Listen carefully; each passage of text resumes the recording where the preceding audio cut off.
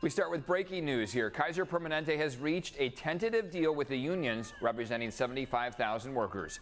Still working to gather more information about this deal. The union has been seeking better pay and improved staffing at all Kaiser hospitals and facilities.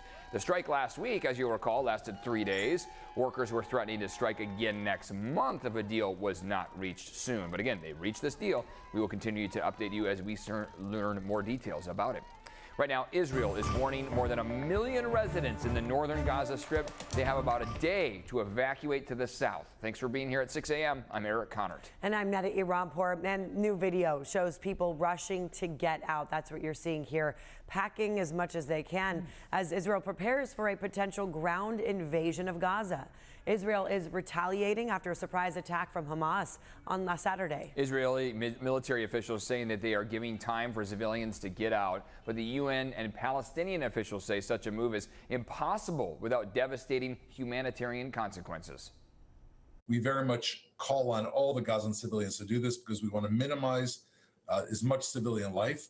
This is, of course, as opposed to Hamas, which has put their civilians directly in the line of fire. We just cannot deal with this. We are overwhelmed. I am on the phone from 1 o'clock this morning with our colleagues, with our doctors, with our paramedics.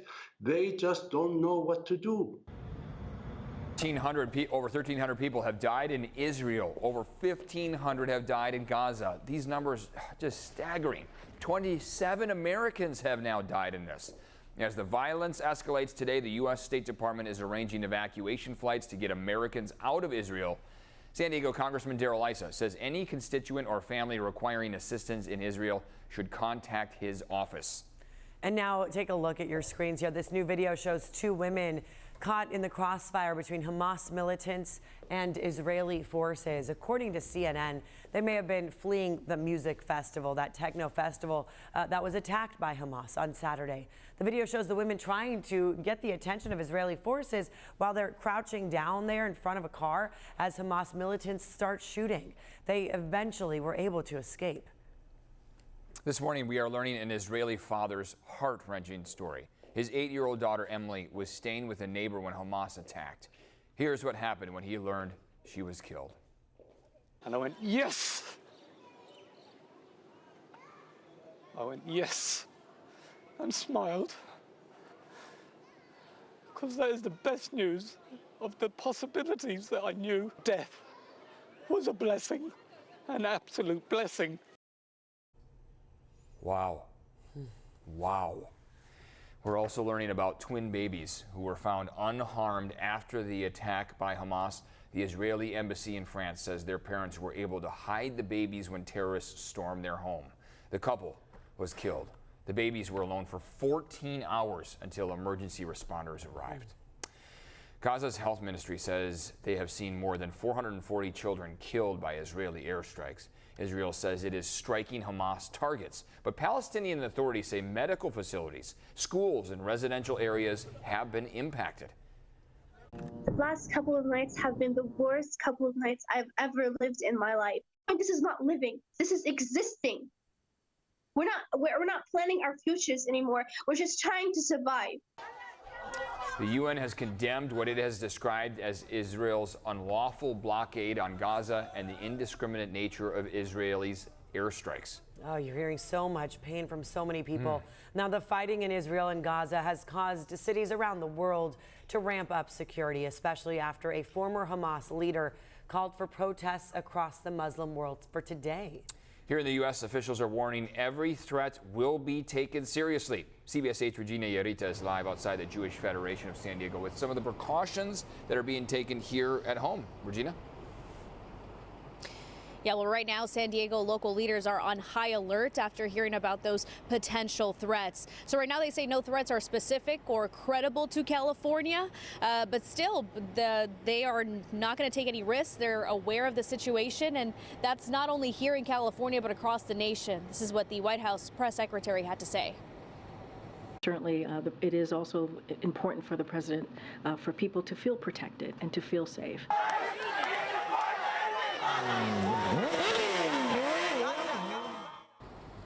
And I want to bring up this incident from last Sunday during the protest in Balboa Park. This is video of Israeli support groups and Palestinian support groups. The event remained relatively peaceful, aside from protesters throwing water and a motorcyclist with a Palestine flag blowing exhaust towards those carrying an Israeli flag. So police quickly urged both groups to remain peaceful, and that's what law enforcement and leaders are encouraging once again. Now, the Jewish Federation tells us that they had a meeting with Mayor Todd Gloria and other local leaders, as well as law enforcement, to discuss protocols. Police have been increasing their patrols at Jewish institutions since Saturday, and they'll continue to do so this weekend. They're not recommending any closures, and they're monitoring the situation closely and will communicate directly to the community if anything changes. Mayor Todd Gloria also released a statement saying, in part, quote, "San Diego is a peaceful city, and San Diegans are people of goodwill who understand that diversity among our cultures and traditions is a strength that should be celebrated." Now, in terms of state protocols, California's Homeland Security Agency is actively monitoring the situation in the Middle East and is closely coordinating with security partners. The agency says that the situation remains dynamic and evolving. They continue to actively brief the governor on the current situation. State intelligence and law enforcement officials will be working around the clock to safeguard the safety and security of all Californians. The agency will also coordinate with partners at the local, state, and federal level to keep everyone safe. Now, back here live, leaders also encourage the public that if you notice something suspicious, that you please report it, and in case of an emergency, you call 911. I'm Regina Urita, CBS 8.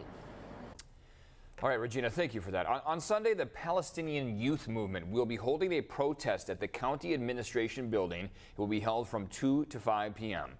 And once again, Mayor Todd Gloria calling for peaceful protests across the city.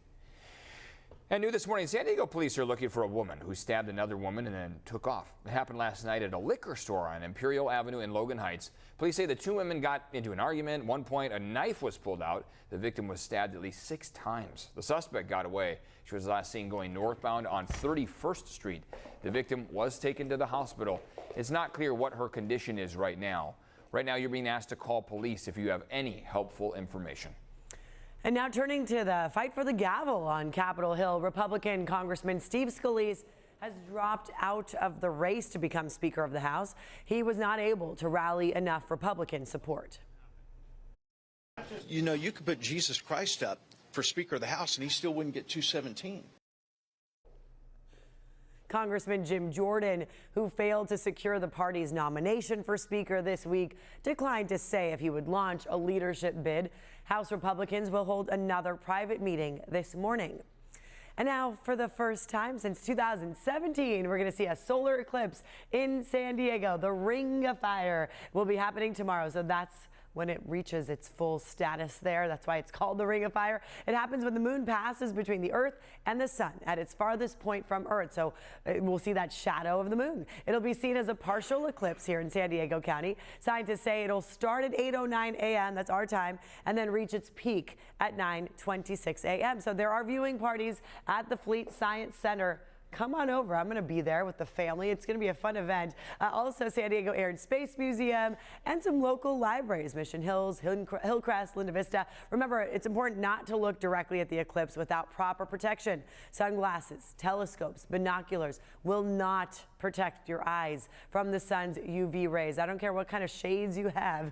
They need to be certified glasses, or you can make a pinhole projector. So we're going to show you how to do that in just a few minutes, live right here on the air. And later on this morning on the CW, we will be talking to NASA. And now, we have some good news to share on this Friday. Look at this cutie. Oh my goodness. Meet the newest addition to the CBS 8 morning team, Amelia Carmen Groh. Look at her. Woo!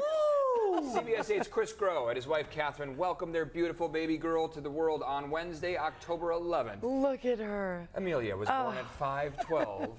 She weighs 6 pounds, 11 ounces, 19 inches long. Oh my goodness. We're told Amelia's first movie will be The Parent Trap. That's because in the movie, the twins, Annie and Hallie, come to realize that they are sisters because they share the same birthday, which is on October 11th. That's the same day Amelia was born. From all of us here at CBS 8, big congratulations to Chris and Catherine. We promise to keep you company every day, starting at 4:30 a.m. Oh my goodness. Her first little photo shoot. This is so sweet. She's probably up right now. Oh my gosh. Hearing our voices. Seriously, you guys, Chris and Catherine, we know. I mean, they're such the best parents. amazing people. And the fact that now there's a little baby version of them.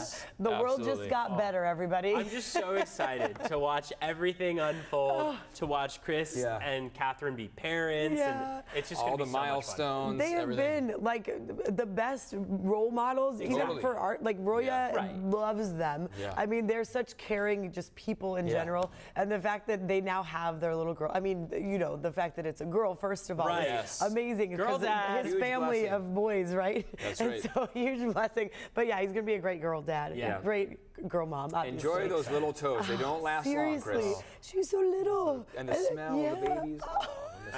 Now it's time for some work for both of them, but at least they are both going to be comfortably at home. That's true. We're not going to see Chris on the air for a little while as he gets to just spend time with the family now. Special family moments. He's got a new assignment. All happening, right? A new assignment. Dad. Right. Forever and ever, his assignments. That's right, exactly. He won't be doing live shots for us. Oh, it's just 18 years, but it really is not. It is a blessing. For the rest of your life, Exactly. It just lasts forever, truly. Oh, we're so happy for them. Very excited. This is such an exciting time.